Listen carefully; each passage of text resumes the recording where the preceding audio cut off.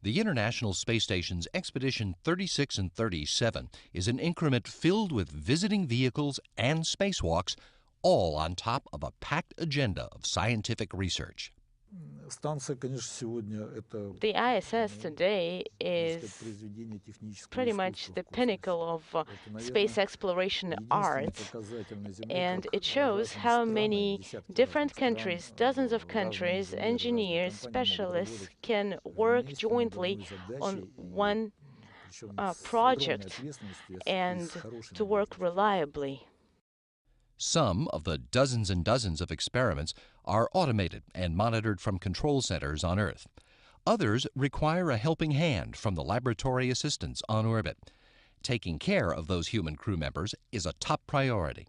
The most important purpose of ISS is to learn, to study how people can live in space, how to make their life there more safely. And these crew members are subjects for tests designed to learn exactly how a human body changes during an extended period of time in space. Some of these tests can also have benefits for people who never go to space. For example, there's an experiment called ProK. It's a very simple experiment, apparently, where we're going to look how a diet can influence the loss of calcium from our bones, which could have an impact on the treatment of osteoporosis for people on Earth. Another is called Sarcolab. We will be looking at how the sarcomeres, which is it's part of our muscles, how do they work? How do they interact? What happens to them when they are put in a condition that is different from what they're used to? As in weak due to no gravity to work against, similar to the condition of someone who is bedridden. Another area of concern is ocular health, since it's been discovered that some crew members have been coming home with diminished vision. And it's not known exactly at this time what causes this, but it's an important thing, especially if we're going to be spending longer and longer times. Will it get worse as the time goes on? And so they're really starting to do a lot of experiments with us, taking images of the retina, taking pressures, looking at your, getting eyesight checks throughout the mission. The station crew is also learning about technology that can have an impact on the ground. For instance, crew members are proving the efficacy of using an ultrasound to examine the spine rather than an MRI. But ultrasound is a very now inexpensive and can come in small briefcase size packaging. So that, in my opinion, would spread to lots of places on this planet that don't have the means and the financial wherewithal to get this expensive medical equipment. Among these experiments designed to prepare people for deep space missions in the future are improved countermeasures to fight the bad effects of weightlessness, better exercise equipment and protocols that are already making a difference in mitigating bone and muscle loss. Now on station we have very nice equipment. It's IRED equipment. It's physical training. It's like our gym. My second flight, it was a long flight on station in 2007. We don't have IRED, we have ERED. Yes, it's more simple. Yes, and I know about myself. From 2010, when I used IRED, my physical condition, it was more better than on 2007. But that's not all. The station's several laboratories are also hosting research in a range of disciplines that is taking advantage of the lack of gravity.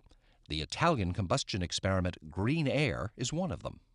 We will study its combustion in order to understand how to ameliorate, to make it better, so that the results of combustion, which normally are toxic substances, how to make them either disappear or reduce them to the minimum.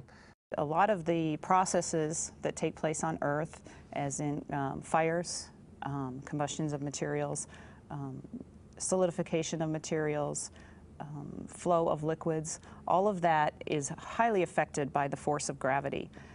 And all of that, along with Earth observation, technology development, and education, are being studied on this mission. During expeditions 36 and 37, the crews expect to greet most of the cargo vehicles that are keeping the International Space Station supplied. The fourth of the European Space Agency's automated transfer vehicles. the fourth H-2 transfer vehicle from the Japan Aerospace Exploration Agency, a visit from a Russian Progress freighter. And we're also hoping that in the period of time that we're there, we'll get the vehicle from the Orbital Sciences Corporation, the Cygnus vehicle. It will be, potentially we will get their first demonstration flight. And so that would be very exciting. All of that visiting traffic is scheduled during a very busy period for spacewalks. The EVA frenzy kicks off in late June, with veteran spacewalker Yurchikhin and first-timer Mazurkin replacing a fluid flow regulator on the Zarya module, testing the station's Kurs automated docking system equipment, and removing an experiment from the exterior of Zvezda. In July, there are 2 spacewalks planned for Cassidy and Parmitano, who will become the first Italian spacewalker in history.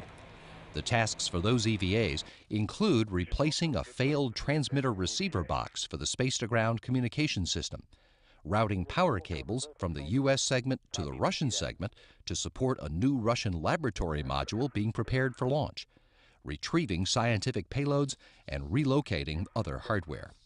In August, Yurchikhin and Mazurkin go back outside twice.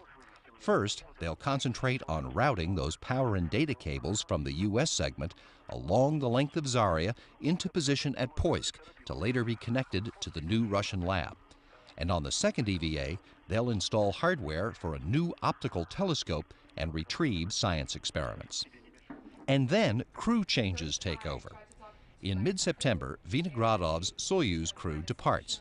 Yurchikhin assumes command for Expedition 37, and shortly thereafter, he greets the arrival of veteran cosmonaut Oleg Kotov and first-time flyers, astronaut Michael Hopkins and cosmonaut Sergei Ryazanskiy. After just 6 weeks together, they'll all be joined by cosmonaut Michael Turin and astronauts Rick Mastracchio and Koichi Wakata, who arrive only days before Yurchikhin, Parmitano, and Nyberg depart for a landing in Kazakhstan to wrap up their on-orbit part of humankind's ongoing effort at exploration. 50 years from now, we will use the science and then technology that we are creating right now. And that's why I'm proud of the very small contribution that I will be able to give in my 6 months increment, because I think that I will be opening the doors for future generations to be able to go farther away.